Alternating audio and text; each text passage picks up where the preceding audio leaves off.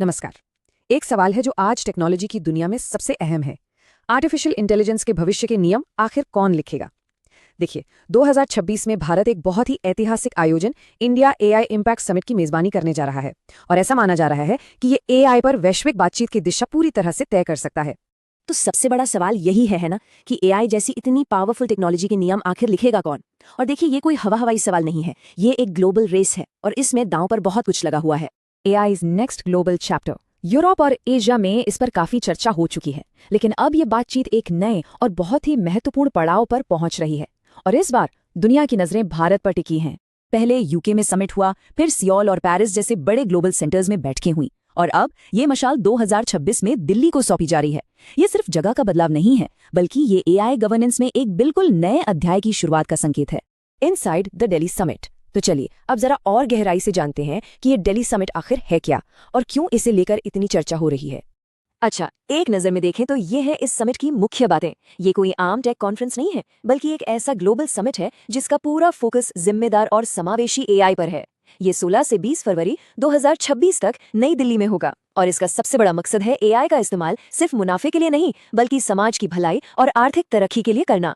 The purpose and programme. तो इस summit का असली मकसद क्या है और इसका प्रोग्राम कैसा होगा? आइए इसके एजेंडे और लक्ष्यों पर एक नजर डालते हैं।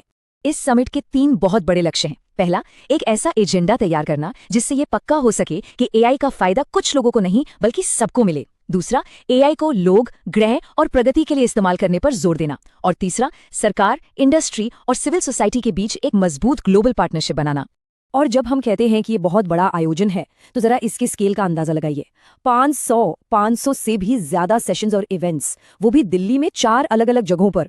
मतलब ये सिर्फ एक समिट नहीं, ये तो एआई पर विचारों का एक महाकुंभ होने वाला है। इसका प्रोग्राम भी बहुत दिलचस्प तरीके से डिजाइन किया गया है। इसे चक्रों में बांटा गया है। हर चक्र एक खास एरिया पर फोकस करेगा, जैसे कि हेल्थ, एग्रीकल्चर, सेफ और भरोसेमंद एआई और आर्थिक विकास, ताकि हर टॉपिक पर बहुत गहराई से बात हो सके। The global guest list. अब देखिए, कोई भी बड़ा आयोजन उसमें आने वाले मेहमानों से ही जाना जाता है। तो देखते हैं इस ग्लोबल स्टेज पर कौन कौन आ रहा है। गेस्ट लिस्ट वाकई बहुत प्रभावशाली है। यहाँ कई देशों के हेड्स ऑफ स्टेट और सरकारी अधिकारी होंगे, बड़ी बड़ी टेक कंपनियों के सीईओ होंगे, दुनिया के टॉप रिसर्चर्स और पॉलिसी मेकर्स होंगे, सब एक ही छत के नीचे। और हाँ, ये कुछ गिने चुने देशों की मीटिंग नहीं है। 65 से भी ज्यादा देश इस समिट में हिस्सा लेंगे।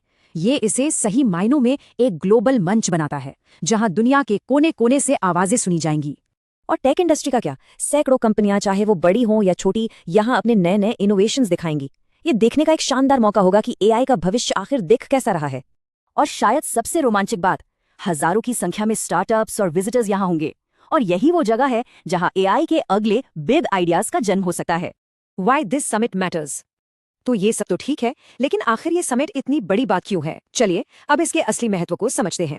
इस समिट के महत्व को समझने के लिए ग्लोबल साउथ शब्द को समझना बहुत जरूरी है।